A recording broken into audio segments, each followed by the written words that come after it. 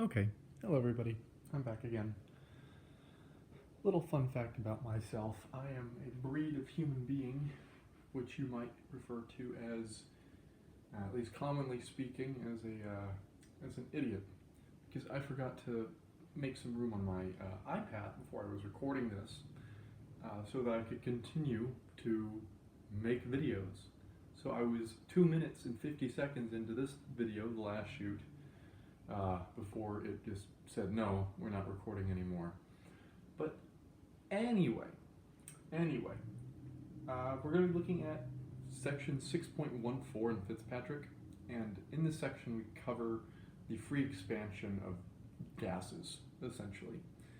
We look at first the ideal case, and then we look at a non-ideal case, and then we get this handy-dandy little constant that kind of falls out of this derivation, which is Joule's coefficient. I can't remember the exact name now because now it's not fresh in my brain, but it is the, let me see here what Fitzpatrick decides to call it. It is the, no, it's just the Joule coefficient. But yeah.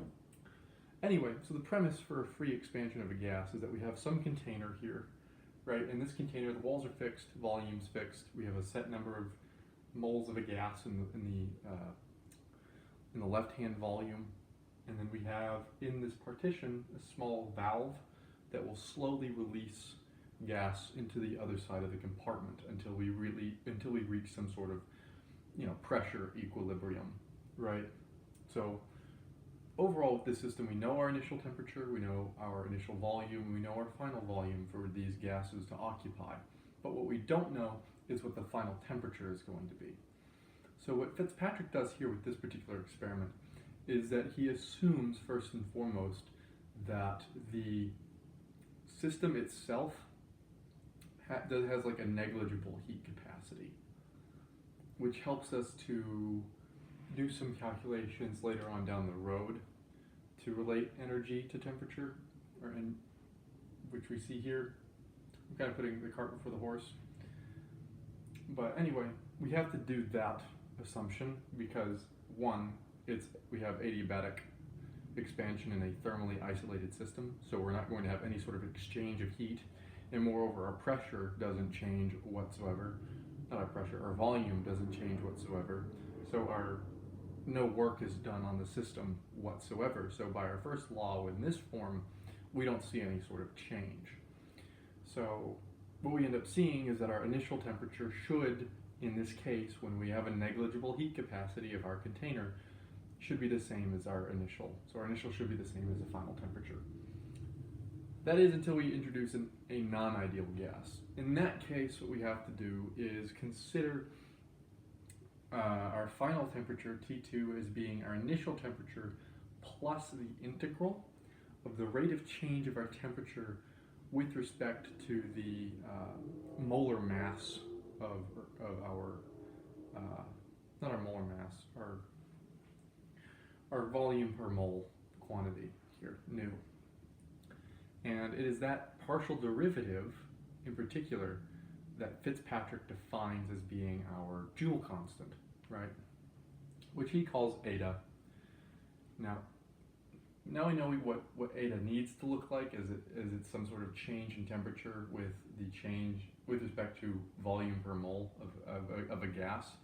We need to know what the heck other physical quantities we can parameterize eta in case we don't just have this very, very specific partial derivative.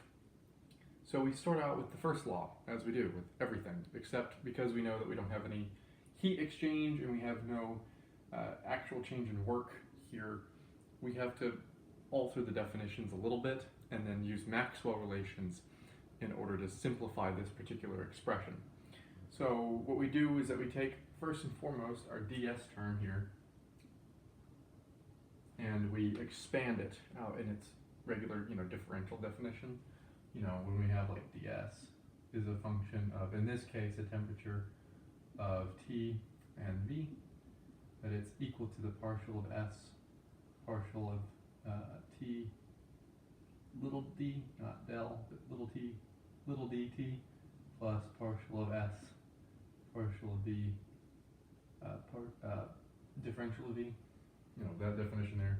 that we have used profusely these past few videos when dealing with the Maxwell relations. With that in mind, we expand that term out. We can employ some of our Maxwell relations, namely that our partial derivative of entropy with respect to volume is the same as our partial derivative of pressure with respect to temperature at a constant volume.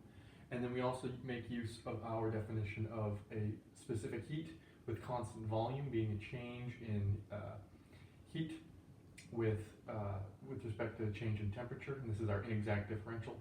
And that itself is also equal to a temperature times a change of entropy with respect to temperature at a constant volume. And we make sure that we have to use this one because, once again, our volume isn't changing in our system here. So we plug those terms in, we get that our not our molar specific heat, but our specific heat times some small change in our temperature, plus temperature times the partial of pressure minus pressure times some change in volume is equal to 0. And then we can move some terms around, and when we move some terms around algebraically, as Fitzpatrick does, skipping the intermediate steps, and as I did as well, let that be an exercise to the reader. I hate that phrase. Board space, you guys, board space. We can see that our change in temperature with respect to volume at a constant energy can be written as the quantity of our temperature times the partial of our pressure minus our pressure divided by that molar specific heat. Not molar specific heat, our regular specific heat. I'm saying molar specific heat because we can rewrite it in terms of our molar specific heat here. There's a change between here and here, by the way. This is our regular specific heat. This is per mole. I need to write that differently. But with that in mind, we have a definition of eta in terms of a partial derivative. But if we don't want a partial derivative, we can use our other known definitions, particularly that with our isothermal compressibility constant and our volume coefficient of expansion constant.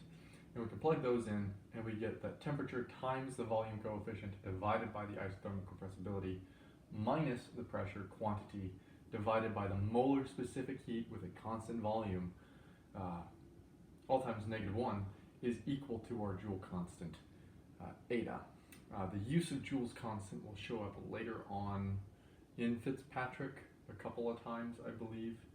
I can't remember in what cases. Probably in other cases where we have adiabatic expansions. But yeah, all in all, for an ideal gas, we see that our temperature doesn't change, but when we introduce a non-ideal gas, the temperature does change by some small amount of an integral over this particular Joule's constant. And we now know what we can do to find Joule's constant if we have other particular constants or some partial derivative.